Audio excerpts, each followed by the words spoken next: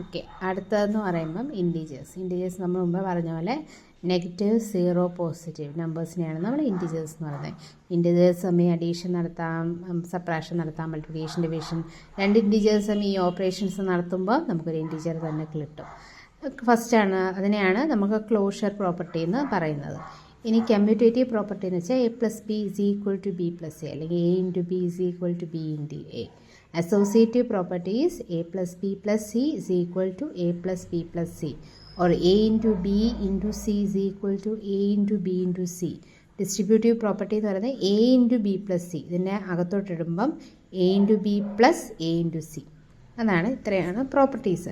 Commutative, associative, distributive. അടുത്തതെന്ന് പറയുന്നത് -3 + -5 -8 + 5.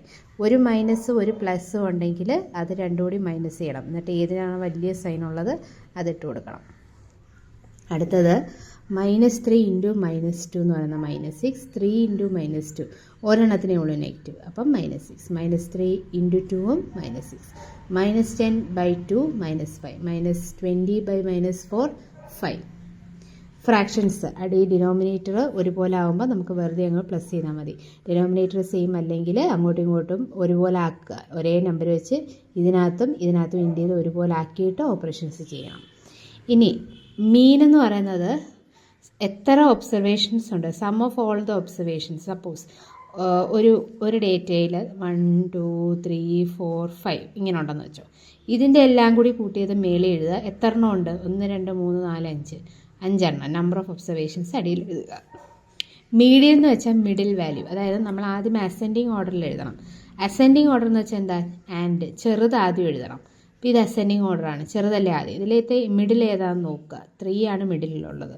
അതിനെയാണ് നമ്മൾ മീഡിയൻ എന്ന് പറയുന്നത്. മോഡെന്ന് വെച്ചാൽ ഫ്രീക്വൻസി ഓഫ് ഒബ്സർവേഷനാണ്, എത്ര പ്രാവശ്യത്തെ ഒക്വർ ചെയ്തു എന്നുള്ളതാണ് മീഡിയൻ. അതിന് എത്ര? 5 ആണ്. അപ്പോൾ 5 എന്ന് എഴുതുക. ഇനി ഇക്വേഷൻസ്, ഇതിനെയൊക്കെയാണ് നമ്മൾ ഇക്വേഷൻസ് എന്ന് പറയുന്നത്.